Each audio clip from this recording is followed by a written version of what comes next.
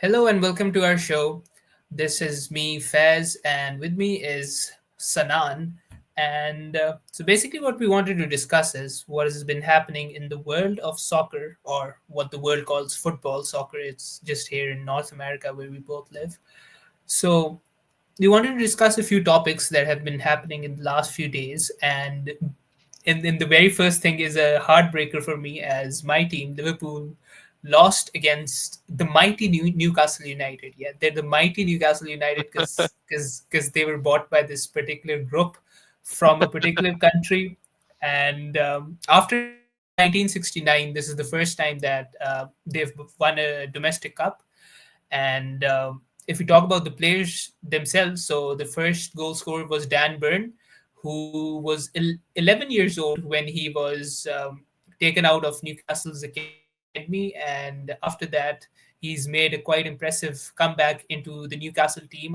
Although he played most of his career in the second and third division within England, he's a tall guy. You wouldn't expect him to be that fast or to be Yeah. that athletic, but he was the goal scorer. So Sanan, it's a great heartbreaker, but I think you'll be happy. You're an Arsenal fan. Yeah, I'm a little bit happy. It's always nice that my team lost to the winners of the competition rather than the runners up. But yeah, Dan Burns is an interesting player. Very tall for a fullback. It's very rare you see someone of his profile in that position. But yeah, he's had a good season. Newcastle have had a up and down season, but recently it's been mostly good. When they can keep their players fit, they're one of the best teams in the country, and it's very hard to beat. And I know that better than most because they keep beating Arsenal. But um, but yeah, like it was a And even great like game.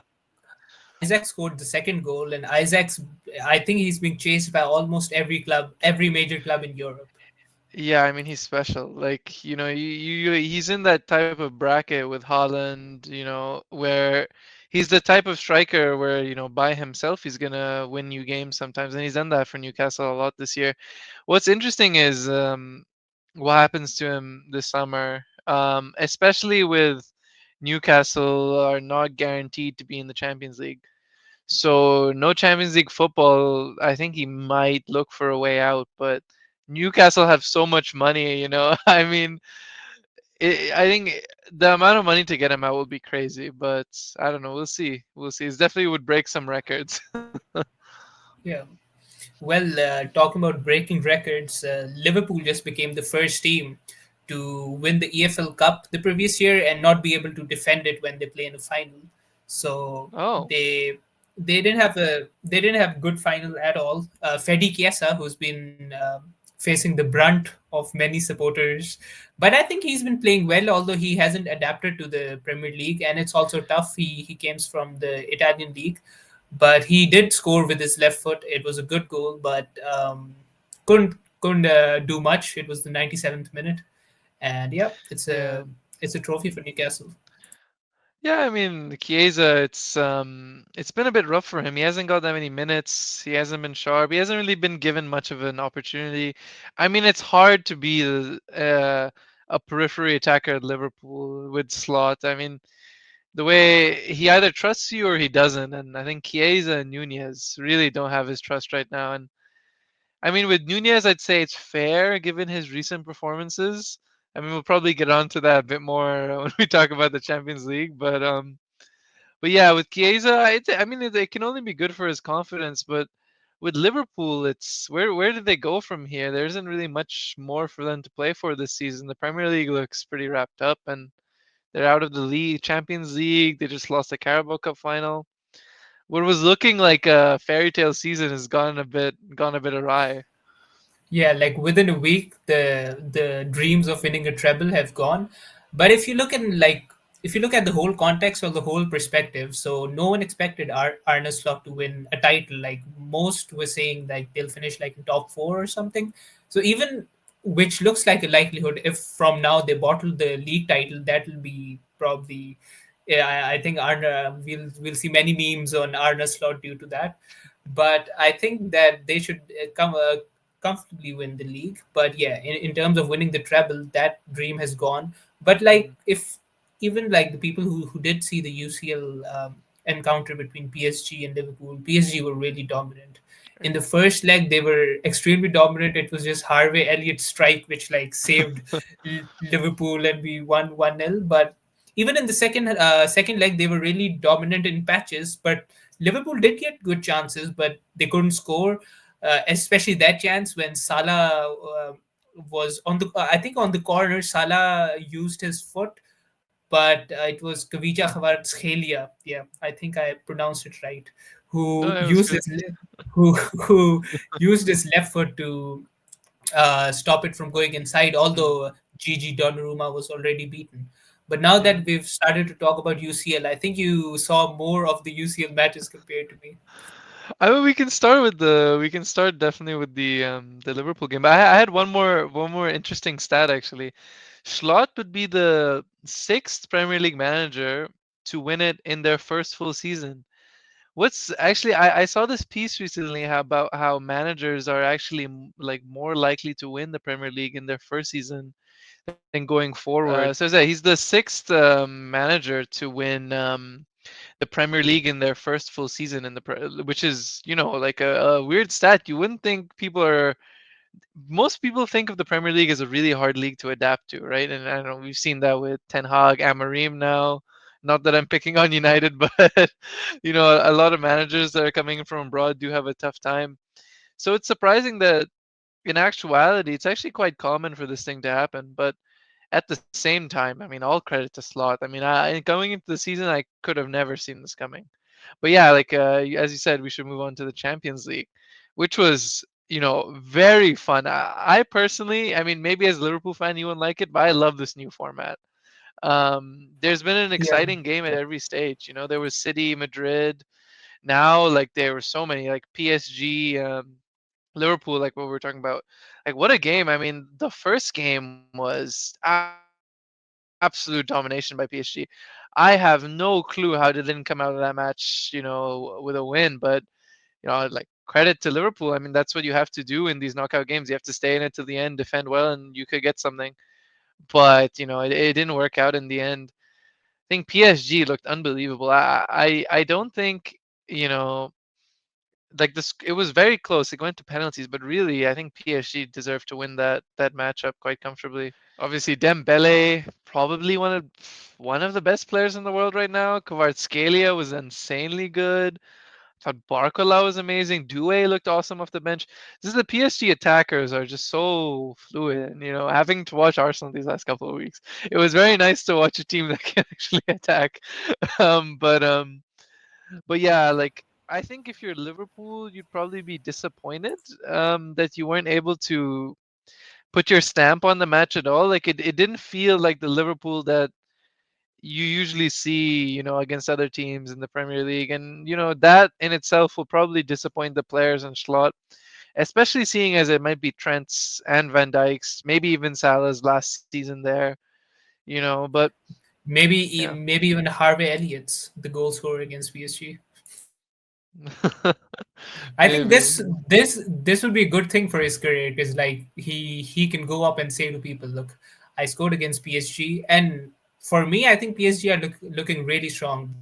They're like now one of the favorites to win the UCL, especially with the form of Osman Dembele. It's like when I saw like Barcola, I hadn't watched him before. I had heard his name, but I hadn't watched him play. Like he's super, and with Due, the guy you mentioned, I just loved how he like used his like one of the shots he took. He was standing in front of Van Dijk, and Van Dijk couldn't do anything in front of him, and he just took the ball from the left and he just flicked it, and it just missed by the it just missed the goal by a few Mm, inches. But if he yeah. had scored it, it would have become 1-1. And even like Allison was just looking at the ball. He couldn't do much with Yeah. it. Oh, the Allison we haven't mentioned yet. That Oh yeah. performance was insane. I haven't seen a keeper do something like that in years. That was crazy. He was even if Liverpool didn't win, he was the man of the match for that tie. Like he was the best player on the pitch. It was unbelievable. Like the types of saves he was making. Like imagine being if I was a PSG player, I would just lose confidence I was ever gonna score. It was insane. I think I always recall the 2022 Champions League final where Courtois made like 14 saves in the final against Liverpool, and I was like, "How did we lose that final 1-0?" And like whenever like a goalkeeper makes a good performance, like this was a fantastic performance from Alisson, but it's also like a point to ponder for Liverpool because they just signed a new goalkeeper last season, Yeah. Mamadashvili. Mamadashvili is on loan right now, a big 6'6" guy. I think he's playing for Valencia. Not the best of seasons because his save percentage is, I think, second worst in the La Liga or something. Oh, So, yeah, so he's not having the best of seasons. He's been recently signed by Liverpool. And with this performance of Allison, who is, I think, going to turn 33 or 34. So it's like a lot of different variants to look at before making a decision that. And with Kelleher, I think he'll be sold in the summer because with his yeah. quality, I don't think so. He deserves to be the second goalkeeper anymore.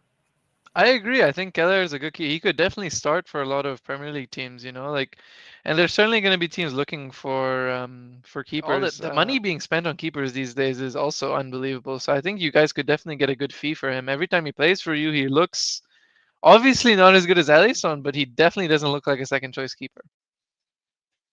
Okay, so if we move towards this other match, the I think the most famous encounter, if we see the last 15 years, like everyone waits for these matches, especially during the era of the BBC, the Bale, Mm. Cristiano, and Benzema era, of Yeah. when these teams used to face each other, the Madrid derby. So probably the most major, the headline news from the match was probably the penalty that Julian Alvarez took and how it went inside, but it wasn't counted as a goal because it had touched his foot twice before the ball went in, and people were trying to make sense of that. But it's Real Madrid who have come out on top. Not a surprise in the UCL for you. Yeah, no. I mean, they have a sort of pedigree in the Champions League where they feel like they're never gonna lose. I don't know. I watched that game they had against City a couple years ago where they got those two goals, and towards the end of the match it was Rodrigo, and to take it to extra time. I don't know. I think with Madrid there's something there. I can't explain that decision. Like I've never seen anything like that. And fair enough, I'm still pretty young, but I've watched a lot of football. I have not seen a decision like that, and it was very quick, and I mean, from my view, I don't think there was anything conclusive in those VAR videos. So I think my opinion of it is you can't make that rash of a call and overturn an on-field decision, which was that the penalty was fine, on such little evidence. Like I think the word they use in the Premier League is clear and obvious error. I don't see how that was clear and obvious at all. But on the balance of the rest of the tie, maybe Madrid were the better team, but it was definitely marginal. I mean, the first leg was unbelievable. Some of the goals from the first leg were unbelievable. Which Madrid are we talking about, though?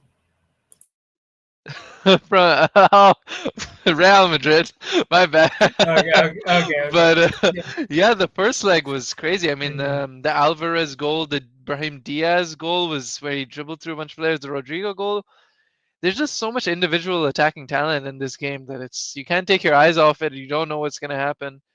That it was a big shame that Mbappe move didn't end up in a goal. It was unbelievable the way he was swerving through those players, but I guess he'll be satisfied with the result. Yeah. I was also looking at this statistic that Atletico Madrid had only played in four Champions League penalty shootouts before this, winning three out of them, a good percentage of 75%. Mm. And the only time they had lost was to Real Madrid in the 2015 to 16 final. So Madrid is just like, as we talk, like they're just different in the UCL. Like whenever Atletico and Real have faced in a penalty, Real has never lost. It's 6 out of 6 for them after this win. So they have, I don't know, it's like a mental thing or like what it is, but it just seems like they can never get over the team. But if we move on from the Madrid derby, did you see any of the other matches in the Champions League? Yeah, no, I've been watching a lot of the Champions, so I did watch most of the other matches.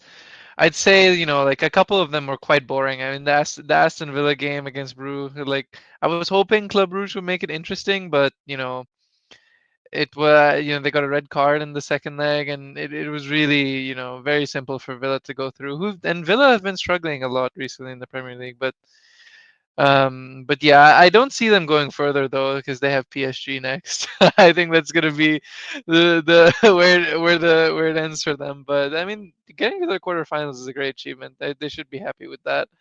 On the other side, Barcelona Benfica, another great goalkeeping performance. Chesney was unbelievable in one of the legs. I think like he was challenging Alisson for the best goalkeeper of that round. But yeah, it was very impressive from Pedri over both legs. I mean, he's unbelievable and he's fit. They're at the start of the year, everyone would tell you like Bellingham is the best young midfielder in the world, but when Pedri is fit, it's really hard for me to say that's not him. I mean, he's unbelievable to watch. He controls the game like other players can't. Barcelona have a great chance. I think they're on the softer side of the draw maybe. Of course, Bayern 5-0 versus Leverkusen. I did not see that coming at all. I thought Leverkusen would at least put up a decent fight, even though they're like I think 5 or 6 points behind the league. They, in general, are a very good team, and they don't usually ship 5 goals against anyone. I mean, it was Bayern, but still, like they're usually quite good against them and domestically, right? So that was a big shock for me, and yeah, like Inter going through, I think Inter are a big threat in this competition. They're the type of team you don't want to play. If you play someone like Barcelona or PSG, like they're going to be on the front foot attacking. But with Inter, they're so solid. They counter well. They have immense physicality. They're very dangerous in these knockout competitions. That year where I think they lost to City in the final. They definitely that game was very close. They definitely could have won that.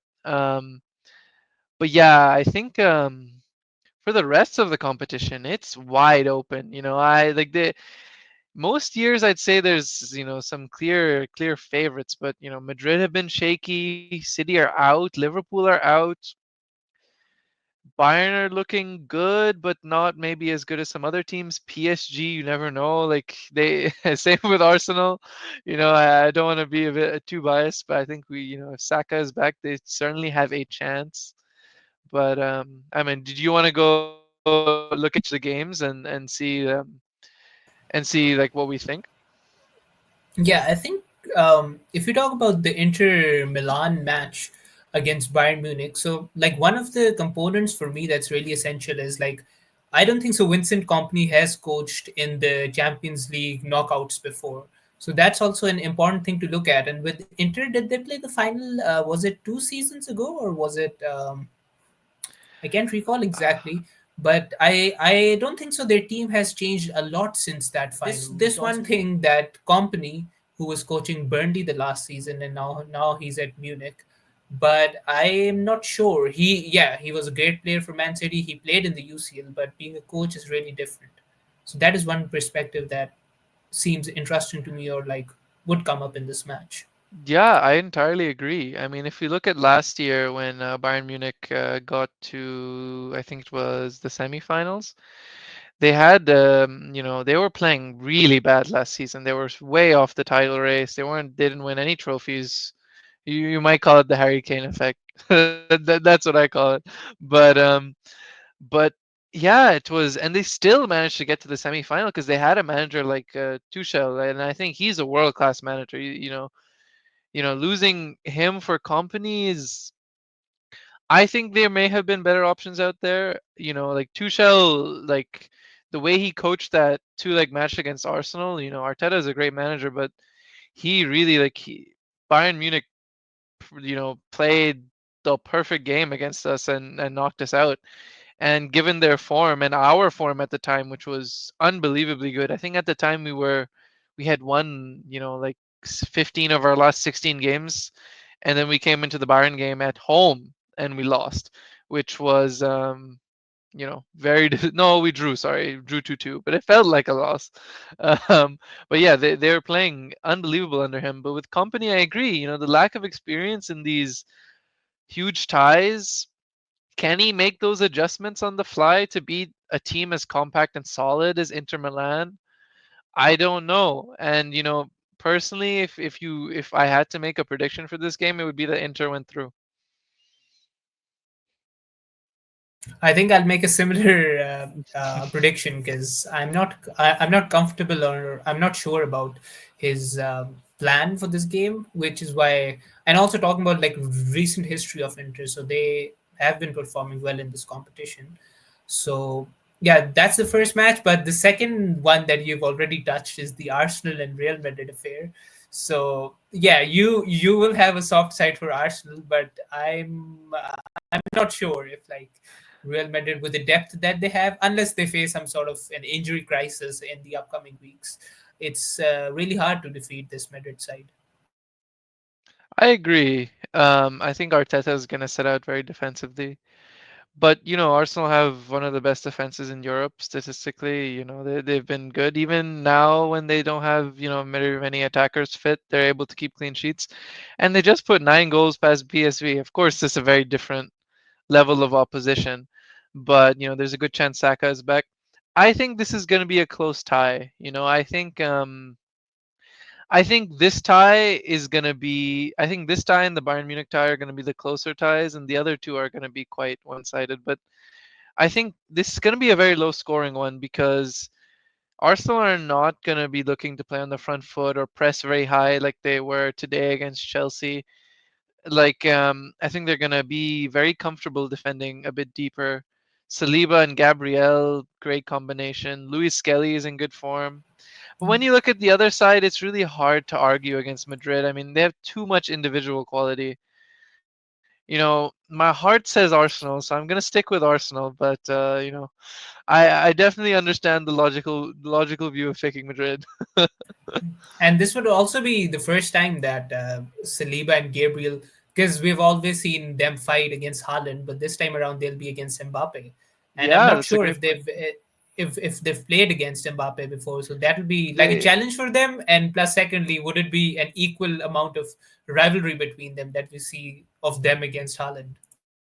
I'm pretty sure Saliba and Mbappe are actually like friends. He was Saliba and Gabriel both played against Mbappe in Liga 1 at points. Saliba actually won Liga Young Player of the Year um, when Mbappe was at PSG. Um, yeah, it's gonna be very interesting because they're but with the way Saliba and Gabriel have played against Holland, like I have confidence in them. But yeah, when I look at the Madrid attackers, though, I'm certainly most scared of Mbappe in terms of our matchup with them. I think Timber has been very, very solid defensively. I don't think Rodrigo, like he's obviously a great player, but I'm most scared of Mbappe on the counter attack. That's where I think this season we've been a bit vulnerable. When we're sitting deep, we tend to not concede, but I don't know. We'll see, but it's going to be a close tie. It's going to be a close tie. It really depends, in my opinion, on how the Real Madrid attackers play on the day. Because if they're on top form, I don't see us winning. But if they're not, like they weren't against in top form against Madrid, Atletico. Um, if they're playing like that, Arsenal definitely have a chance. We have some great players. Rice, Saliba. If Odegaard has a good game, that's another thing. But yeah, I think to be honest, if Saka isn't fit, we have no chance. But if Saka is back, then we'll see. But looking at the other ties, Barcelona, Dortmund. I mean, I don't mean to be harsh, but this Dortmund team is really bad. This Dortmund team is really bad. I think they're 11th in the Bundesliga now, and Yeah, this should be a very one-sided game. I think the only plus side that I've heard from this Dortmund team is that now Dortmund centre back Nico Schlotterbeck is being linked with Liverpool because with the news of Van Dijk's future not being certain at Liverpool, now they're being linked to Schlotterbeck. But yeah, I do agree with you. They haven't performed at the best, and Marco Reus has gone to LA Galaxy. Welcome to North America. He's also won the MLS with the LA Galaxy last season. But yeah, if we just talk about the encounter in the Champions League, that seems like a one-sided affair, especially with the with the result that Barcelona got today that we were just discussing before recording this. Yeah, unbelievable comeback. They were losing 2-0 until very late in the game, and then four quick goals. Can't really count them out. That first Lewandowski goal was an unbelievable finish. I mean, I don't see a world where Barcelona don't win that tie. And the same way I get PSG Aston Villa, I think that's going to be very one-sided. Dembele is going to have have a good game. So is Kvaratskhelia. Yeah, so I don't know. I really couldn't tell you who I think is going to win the Champions League. There are a lot of teams that could win this year, but that's very exciting. The Champions League's really been delivering in the past, 5 6 years. Every year, something crazy has been happening. So it's in a good place. It's definitely in a good place, and this new format hasn't changed that. Well, the only possibility that I see is if I think about it, the last time PSG played Marcus Rashford, he did score that penalty, and I don't know Yeah, if someone planned this or what happened, but Marcus Rashford is back at Aston Villa. Manchester United yeah, isn't in the UCL, so no one knows. Maybe he'll score a penalty, and PSG will be yeah, dethroned from the UCL once again. Not a new thing for them, but like Luis Enrique has been getting the praises. But let's see. It seems on paper right now it seems like a one-sided affair, but we don't know what Marcus Rashford yeah. can do. Yeah, you never know with Rashford. Got to be the best player in the world, or you want to get rid of him. So, yeah, we'll see. It's anything can happen in the Champions League. It's been crazy this year. Yep. So now, if we take the conversation back to the English sides, the English Premier League, I think the main highlight of the week was the interview by the co-owner of Manchester United, Sir Jim Ratcliffe, who has faced the brunt previously. Because like I was reading this article that at the start of 2024, Manchester United had a workforce of close to 1,000 people. And by now, with the redundancies that they've done, that workforce has come to like almost half of it. It's like close to 500 or 600. That's how many redundancies he's done. Secondly, he's taken out all the lunch meals, like all the people, not the players, all the employees that were working. There's no free lunches for them. Thirdly, he faced the brunt of the fans when he said that first of all, I think the women's team where they were playing, Manchester United's training ground is called Carrington, I believe. So Carrington was going through what do you call it, like Renovation? renovation, yeah. It was going through a renovation, so I think the Manchester United's men's team had to play in the women's team, and someone asked him about this, and he then decided to shift them to a smaller location or something. Then he also said that I'm here only for the men's team, or I'm here to represent the men's team, or to like make the men's team better instead of the women's team. So he has made all these comments ever since becoming the co-owner, although he hasn't faced the brunt as much as the Glazers family do. And he also said this in the interview he's given like a few days ago, where he said that if I face the same criticism that Glazers have faced, maybe I'll decide to not be the owner anymore or the co-owner anymore. So that there's also that side to it. So ever since he's come to the club, he's made this really interesting decisions and really interesting statements. And also, we how can I forget the most interesting statement? He name called five players while being the co-owner. Five of them being Anthony. Okay, that makes sense. He's now gone out on a loan. Then there was Onana.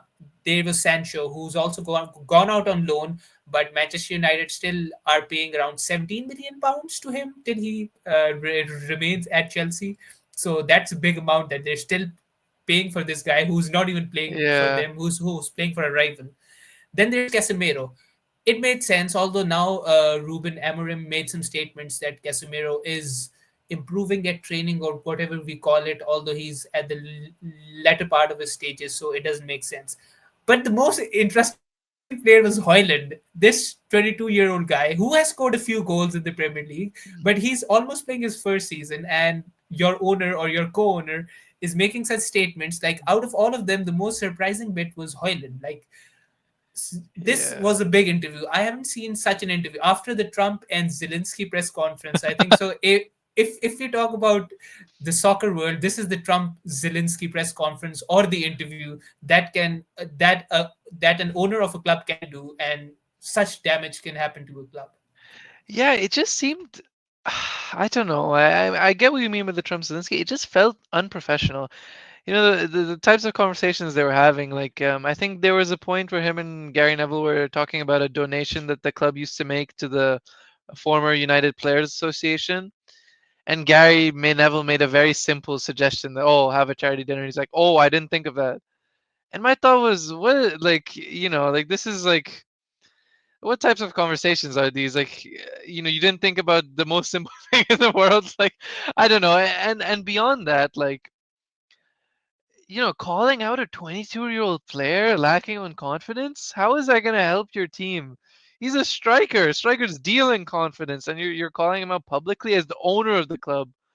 You employ him. Maybe he'll be scared for his job. I don't know. I personally don't get it. Like, and these types of things are not good for business. Like, what type of look does it give potential buying clubs that the owner of the team doesn't like these players? Like, how are you supposed to get full value for players you're publicly, going against? I don't get it. And if you look at some of the players that have left, Rashford's been good at Villa. Anthony's been very good at Real Betis. Sancho has been better at Chelsea than he was at United. So instead of calling out Casemiro players, might be better in the Saudi Premier League after he goes. I think everyone is better in the Saudi Premier League. but Saudi Premier League and the MLS. yeah. Yeah, that's true. Yeah, I don't know. and I it's mean, and it's also these ex players, because like these ex United players, most of them participate for some other channel, some other soccer channel.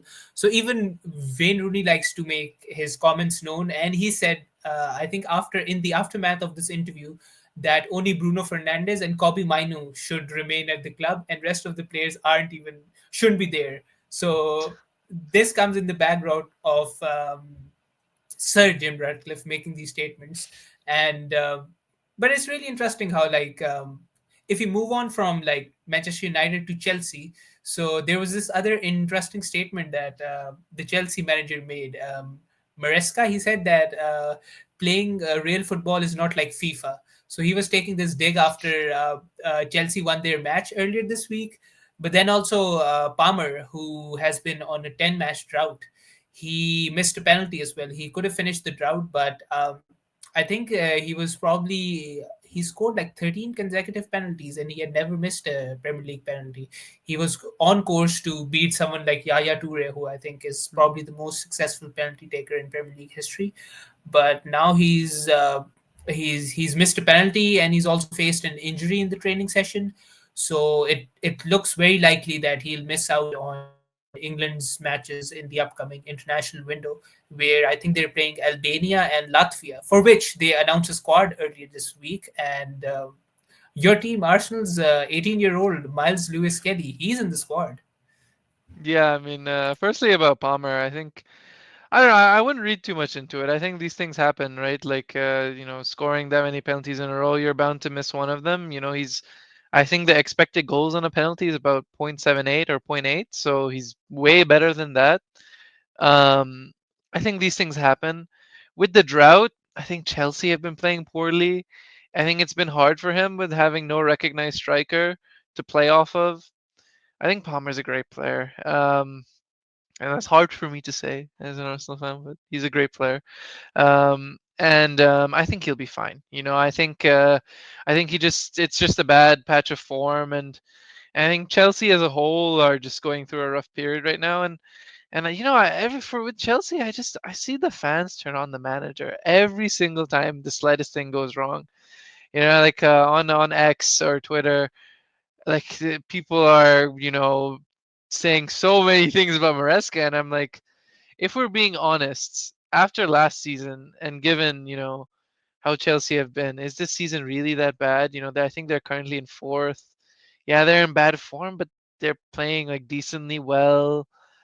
They're now They probably are looking like they're going to win the Conference League. If they do that and they finish fourth or fifth, I think it's still a good season for Chelsea. So I don't think they have much to worry about. But on the second point, I'm so happy. I think in January it was really doom and gloom for a lot of Arsenal fans because we all wanted an attacker. We wanted players to come in because we had so many injuries, and we didn't really think we'd fall out of the title race. And while we did do that, I think the emergence of these two players has been unbelievable. I think Nwaneri has the most goals for I think he's got the most goals for anyone under 18 in Premier League history other than Rooney and Owen, which is, unbelievable. He's still only 17. He just scored in the UCL knockouts. But, Miles Lewis Kelly, I mean, unbelievable player. He scored against City. Um, he's just so assured on the ball. Like you can't get the ball off of him. He's very good in pressure. He can dribble. For someone of his age, he's super strong. Defensively, he's great, and it says a lot that we signed Ricardo Calafiori this summer or last summer for a lot of money. I think it was 35, 40 million. And Miles Kelly is keeping him out the team. Like he cannot get in this team, and he was a starter for Italy, one of the best players. So, I think, Lewis Kelly deserves it. I think England have been missing a left back for years since Luke Shaw's injury issues got up to him. They tried playing Trippier there, not really the best. They obviously have an abundance of right backs, way too many right backs. But I think he could be the future. Him and maybe Hall or Livermento is, but he's also a right back, but he can play left back as well. I don't know. England is looking unbelievable right now. The amount of young talent they have, like they have a very bright future ahead of them.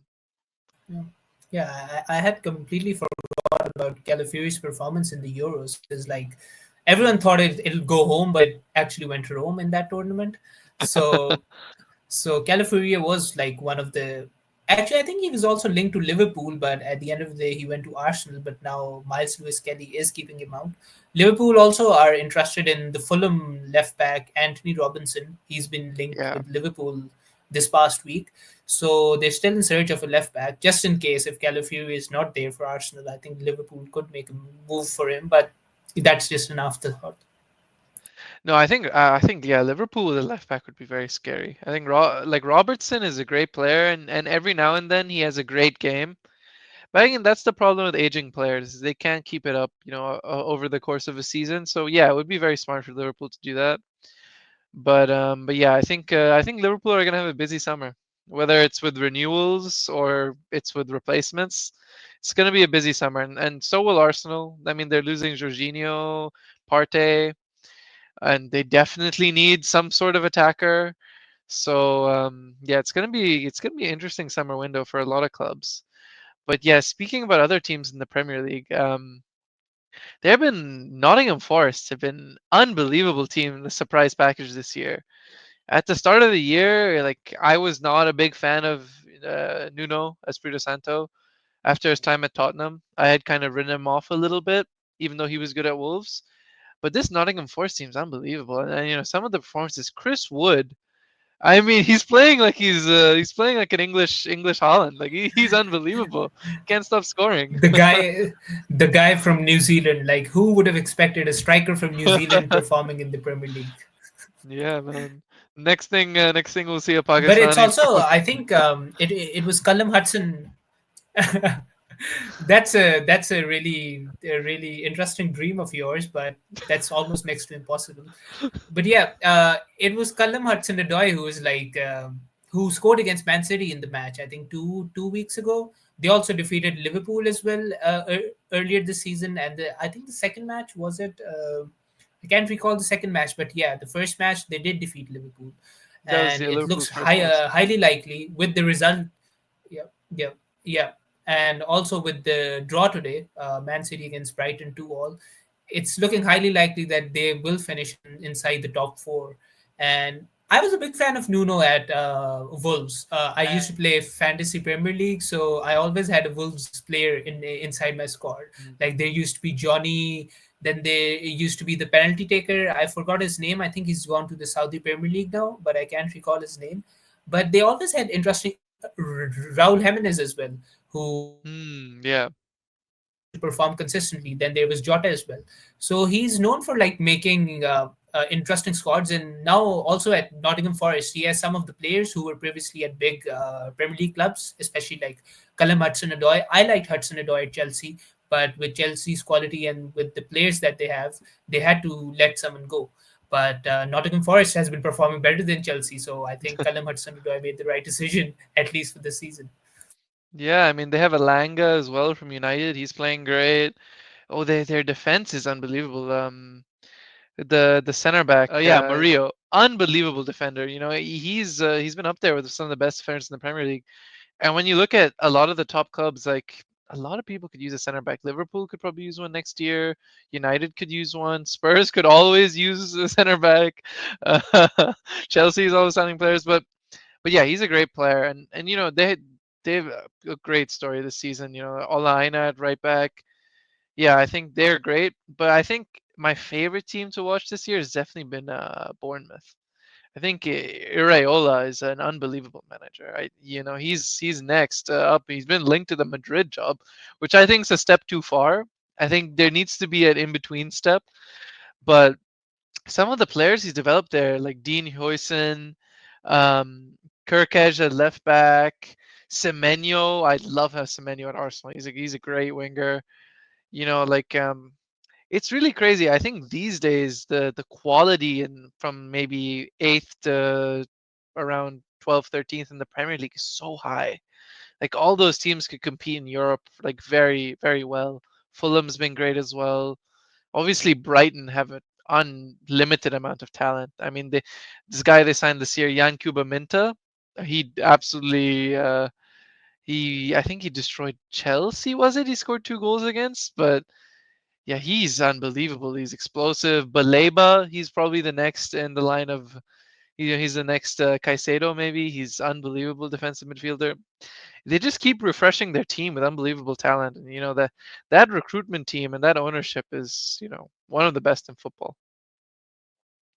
Yeah, and you also I didn't know about this that the Bournemouth coach is being linked to Madrid, but Ancelotti has been having some issues with the La Liga board itself because he just gave them an ultimatum earlier this week. He was like, if the next time our club plays within 72 hours of the next match, we like we'll do a protest or we'll do something like that. And the interesting part is next week they do play inside the 72 hours. They play within 71 hours when they'll have to play in the Copa Yeah. del Rey semi-final against Real Sociedad.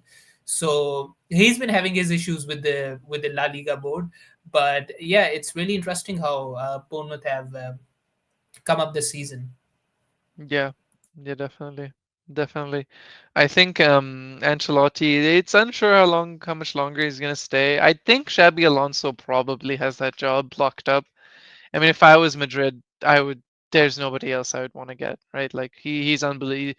That last season, Leverkusen unbeaten the Bundesliga, you know, getting to the Europa League final, unfortunately losing, but still, like that's the only game they lost the whole season, which is, you know, unbelievable. Yeah, I would definitely grab Xabi Alonso if I were them. So now, as we plan to wrap up the episode, the last news that I have is it's good news for me and probably bad news for your side of North America or your side of Canada.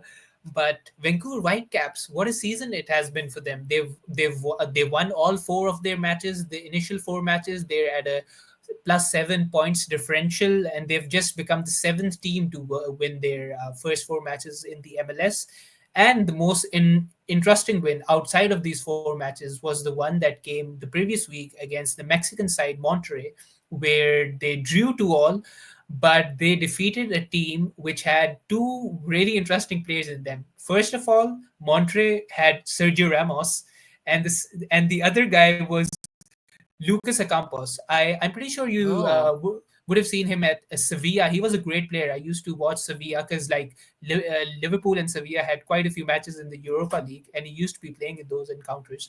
But those two players were playing for Monterrey, but it was Vancouver Whitecaps who were winning 2-1, and Ramos, being his usual, he scored in the 97th minute. and Monterrey made it 2-all. But there was this other thing.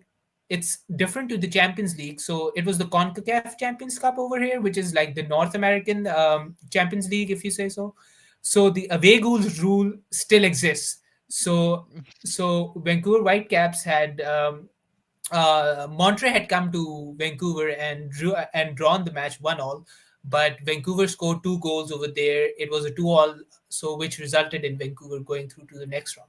But the most interesting part was how like Vancouver was playing against players such as Ramos and Ocampos, but still they came out on top, and now they're playing really well. They got a new coach prior to the season, and their previous coach, I had gone to watch one of the matches when Vancouver Whitecaps played Seattle, and they were looking really not the best. And they've also made this new signing of the right winger Jaden Nelson. He scored once and provided 3 assists in the first match in the MLS Oh wow. encounter in the MLS competition. And on the other side, if we talk about Toronto, so Toronto We hasn't don't have to had. talk about Yeah, so I just mentioned Toronto because Sanan does live over there while I live in Vancouver. But yeah, it hasn't been the best of starts with them, as well as the MLS Cup champions of the last season, the LA Galaxy, Los Angeles Galaxy. And Los Angeles Galaxy does have Marco Reus. They also have Ricky Pui, who is a Barcelona's product, but he's been really flourishing at MLS. And ever since his absence, LA Galaxy haven't been playing well. He had an ACL injury, which resulted in him being out of competition for quite a few months now. And their start to the season after winning the MLS Cup has been really bad. They've lost thrice, and I think today they drew their match against Portland Timbers. So yeah, they're probably bottom or second from the bottom in the conference, while Vancouver Whitecaps, they're top of the Western Conference. Yeah, no, I actually watched Ricky Puig play a couple of years ago. I watched Toronto FC versus LA Galaxy. Yeah, he was a great player. He scored an unbelievable long range goal, but yeah, it's a shame that he's injured. But we're only 4 games in. You know, Toronto can maybe come back. I mean, we won the MLS more recently than the Whitecaps, so I'll take that. But it's good to see Canadian football doing well. Good to see the Whitecaps going through. Obviously happy about that. And it's You also know, hopefully they go really all the way. interesting with the World Cup coming up, and Toronto and Vancouver are the only two host cities for the World Yeah. Cup. So heading towards. I think it'll be in June, July of the next year. So and Canada has been performing really well because in the Copa America they reached the semifinals only to lose it to Argentina, which is Hmm. a given. If Canada had beaten Argentina, that would have been a surprise, but they've been playing really well. And later on this week, Canada also play Mexico in the Continental Cup semifinal, and that'll be an interesting affair as well. But yeah, that's all with the MLS news that I had. Yeah. MLS is fun, but I still think there's a couple years before they'll be able to catch up with Europe. I don't think they're still in the phase where they're getting older players to pass their peak from Europe. But you know, it's starting to get player better. You know, Ricky Puig is a good example. So fun to watch, definitely fun to go to the stadium and watch these games. Yeah. For a second, I don't know. I thought that Chiro Immobile plays for Toronto, but then I realized he doesn't because It was Insigne who signed for us. That's who I went to watch actually. You know, he used to play for oh Napoli, yeah, winger. yeah, He's a yeah, very good Insigne. player. Hmm. Yeah, and yeah, they also had Bernardeschi, another Italian player. Yeah. A lot of Italians at Toronto FC. They had Freddie Giovinco Bernardeschi. as well.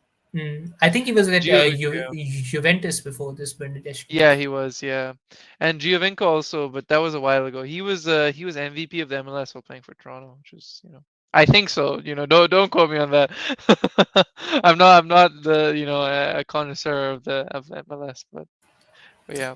But yeah, that's all from us, and that was probably the news that we figured out were the top news of the week, especially with the European football, especially dominating compared to the North American competitions. But there's always a mention because we've seen this trend, and I've also asked the people around. if we compare the 1990s or the early 2000s to like 2020s, when Canada is heading towards the World Cup in 2026. So we've seen this trend of people starting to follow, play, and watch soccer. So that is a good sign. I believe Yeah. soccer. My opinion is soccer is probably the most uniting force in the world, with over 200 countries or states playing or being registered with FIFA. So you don't need a particular language for it, except for Manon, which is used, I think, in almost every country. If you like this podcast of ours, do give it a like, comment about your opinions, and you can also Yeah. subscribe to our channel. And if you did like it, you'll comment it at the bottom. We'll come up with another episode for you.